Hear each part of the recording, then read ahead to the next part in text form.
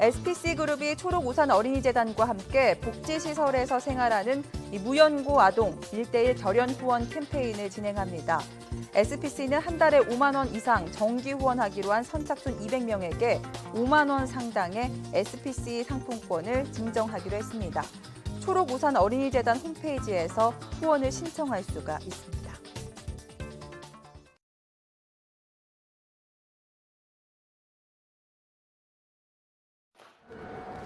국내 최대 제빵업체인 SPC그룹의 양재동 사옥 지하 주차장에 소매용 달걀이 가득합니다.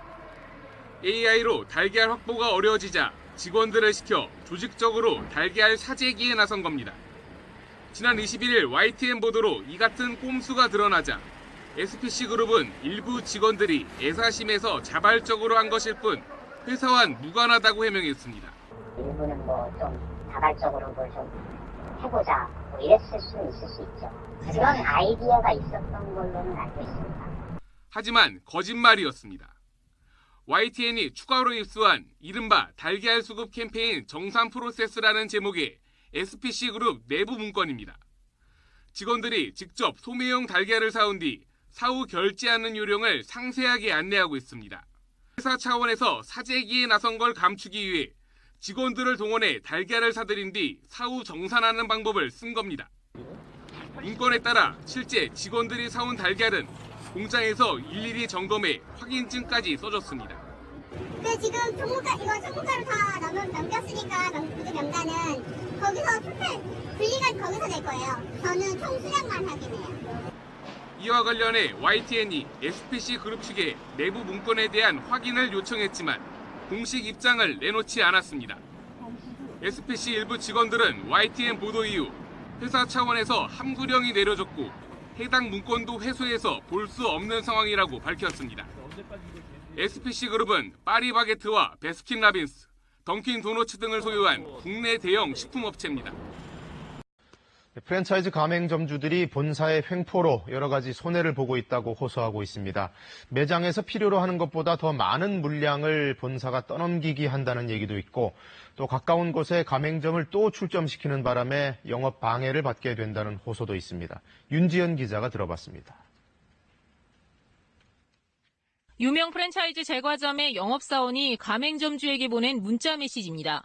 자신의 영업 실적이 부족해 허락 없이 주문을 넣었다며 추가 주문 목록과 함께 죄송하다고 적혀 있습니다. 왜 이거 넣냐? 난 필요 없으니까 빼라 라고 얘기를 해도 저는 너무 죄송하다. 이미 주문이 들어간 거니까. 본사는 점주가 동의를 해야 주문이 완료되는 시스템이어서 일방적 떠넘기기는 불가능하다고 해명했습니다. 그러나 영업사원이 연휴 등 행사철에 일단 물량을 더 많이 넣었다가 팔지 못하면 반품시키는 식으로 진행해왔다는 게 영업사원 얘기입니다. 동의를 해야지 자기가 주문한 것도 나가야 되는 상황이다 보니 업체가 할 수 있는 방법밖에 안 되는 거죠. 그러면. 점주들은 본사의 치열한 자리 싸움에 소가리를 하기도 합니다.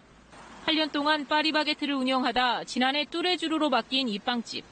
바로 길 건너에 본사가 투자한 새로운 파리바게트가 들어섰습니다.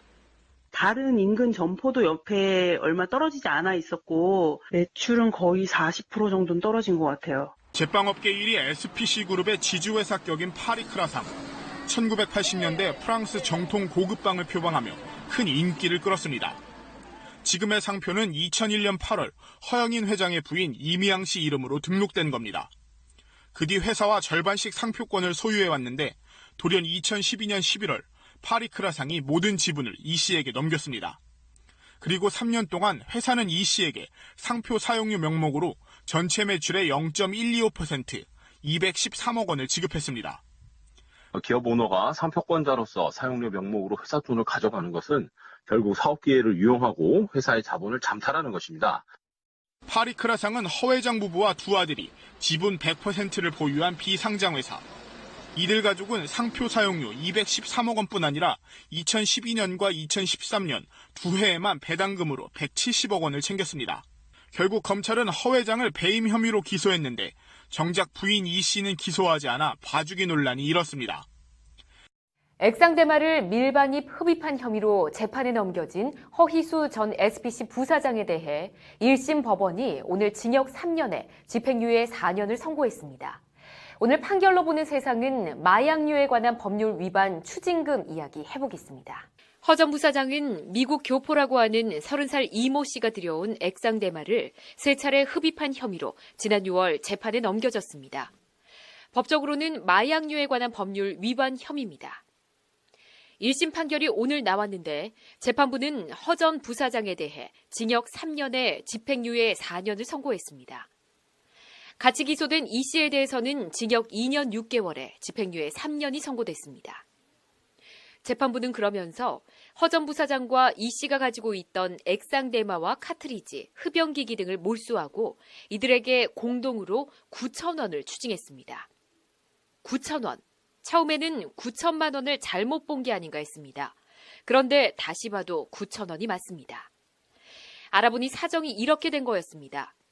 일단 마약류관리법 제67조를 보면 이 법에 규정된 죄에 제공한 마약류 및 장비, 그로 인한 수익금은 몰수한다. 다만 이를 몰수할 수 없는 경우에는 그 가액을 추징한다고 돼 있습니다.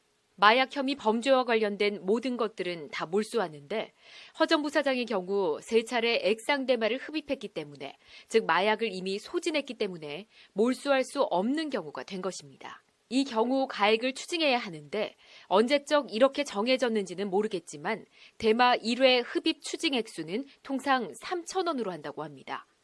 이에 따라 3차례에 걸쳐 액상 대마를 흡입한 허 전 부사장에 대해 법원이 9,000원을 추징한 겁니다. 지금 내 기분이 그래. 어이가 없네.